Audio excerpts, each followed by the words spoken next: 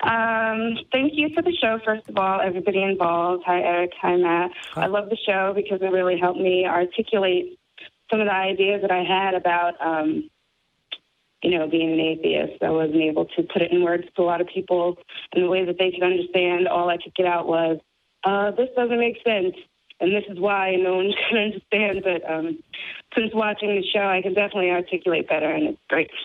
Good. So Happy that we could help. Absolutely. Awesome. So what did you want to share with us today? I want to talk about the standards of how you're supposed to act according to the Bible. If you are talking to someone who takes the Bible literally, at best, they're asking you to model your life and your behaviors off of something that has only happened once, that someone happened to write down, because these stories, these miracles happen once, And then if you take someone who thinks of the Bible as, parables and metaphors and allegories, then they're asking you to do something that no one in the history of people has ever done.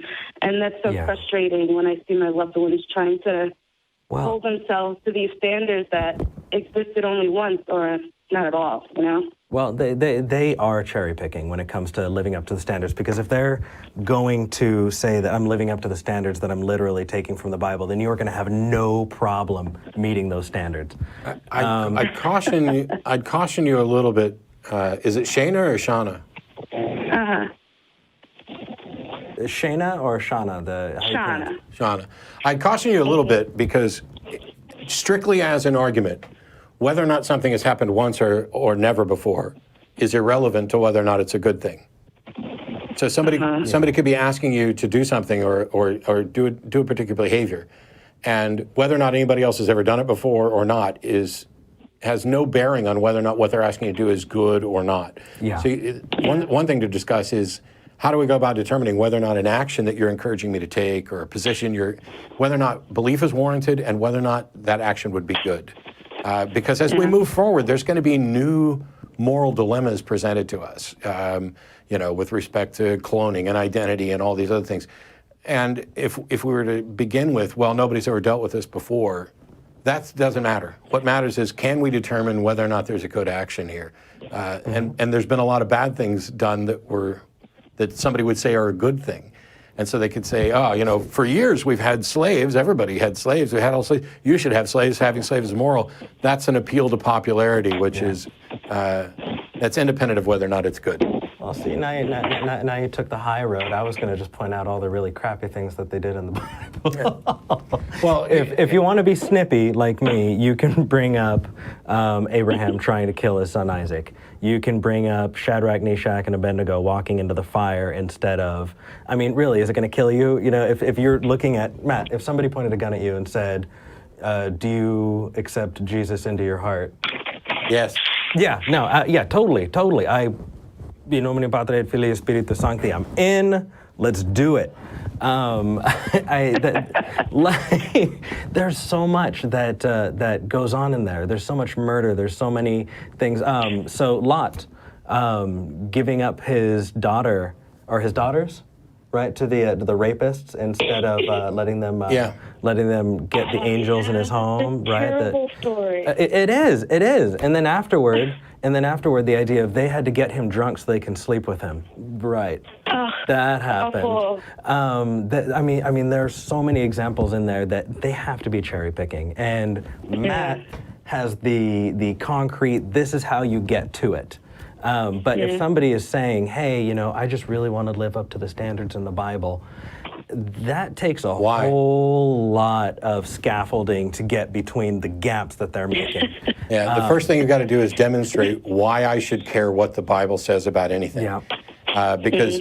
Because something is either right or wrong, independent of whether or not it appears in a holy book or in somebody else's lists of do's and don'ts. The Bible's view does not become the standard for right or wrong until you demonstrate first that it should be the standard for right and wrong. Yep. And I think it's easy to demonstrate that it should not be the standard, but not, Lot and his daughters, rape stuff, the fact that women are property and second-class citizens, slavery, hey, I'm your God and you are my chosen people, so I want you to go slaughter everybody else around and just take their shit. And tricking them at times, getting them Yeah. drunk at times, having all of them submit to you, get circumcised, and then while they're all holding their circumcised wounds, going in and slaughtering them all, because that's Let me collect cool. 400 foreskins, because, you know, Well, what it's do a you kink, do? I guess. What do you do with 400 foreskins? You buy a wife. That's what I wonder. That's what David did. He bought a wife with it. Do you fry them up? Like. And I love that these terrible things are in Bibles that you will give children. Like the cover will have like precious moments or Yep. some kind of like rainbow and lamb on the cover, and that story's in it unabridged. No cuts to the language. That story is in there. I gave a talk at the last American Atheist Convention, or the most recent, that was all about the way people have manipulated Bible stories in order to tell them to extremely small children. I actually have an antique book called Bible Stories as Told to Very Young Children, or something like that. And I pulled some of the stories out of there to show what it omitted, how it painted this, the Abraham and Isaac story. It's appalling. And the thing I came up with years ago was, if somebody thinks the Bible is a good book, I asked them if they would be willing to let me read Bible stories of my choosing to their children. Right. Nobody ever says yes, and that's good, because if they did, I would have to balk, because I care enough about their children that I wouldn't actually do the thing they're afraid I would do. Yeah. Yeah.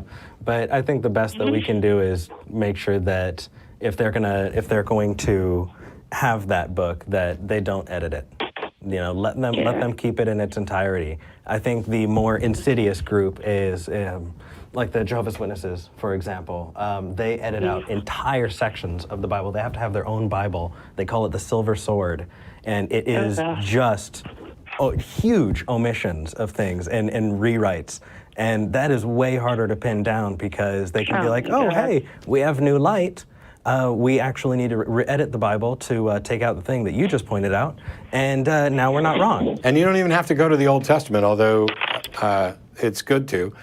You can stick with the New Testament. You can say, hey, doesn't the Bible say turn the other cheek? Yes, it does. We're all in favor of that. Oh, okay. Are you turning the other cheek when you take action A, B, and C? But by the way, the Bible also says sell all your belongings and give the money to the poor. Why haven't you done that? Why is your church so fucking opulent? Why is it that, we have these arguments about whether or not people fundamentally deserve health care, and you are going to, I love Jesus, and Jesus tells me, go forth and teach all unto the nations of all the world that, that Christ is coming and giving the good news and blah, blah, blah, but I'm not selling my belongings and giving it to the poor. I'm not going to, I'm not actually going to turn the other cheek. I'm going to, have my lawsuits and, anyway, rant number 4. And you are more moral than Jesus, even. I mean, you take a look at Jesus performing miracles, and the beggar woman comes up and asks for a miracle, and he says, why would I throw pearls before swine? Yeah. Because she's not in the in-group. Hey, here's a thought. Why would you heal that person if you're Jesus and you really want to kind of give demonstration of your power? Why would you heal this person and not just heal everybody? No. Right. There is no more blindness. Flash, like the flashy thing in Men in Black. I just fucking flash. Everybody's fine now. Yep. see that Don't spit on some dirt and put it on one person's eyes to heal their blindness. No. Heal everybody's blindness. Yeah. And all of a sudden now there's not as much discussion about whether or not a miracle was performed. True enough. I hope that gave you a little bit of a little something to take back with you if you're seeing that question. Good. I think we both ranted a good bit on that one. Thanks for letting me ramble, Shannah. Thank you. Shannah, I see that you've been active in the live chat. Keep being active. I am seeing tons and tons of activity. Definitely check us out. Post on our subreddit, r/Talk Heathen, our Facebook, facebook.com/Talk Heathen. Email us, especially if you do have other topics like this. This was a wonderful one. Email us, mail@talkheathen.com. We really do want to set up these conversations ahead of time so we can have nothing but killer content from beginning to end. And awesome. Yes, so Thank you. And well, thank you guys. hope to hear from you soon. All right. Thank you so much. Thank you.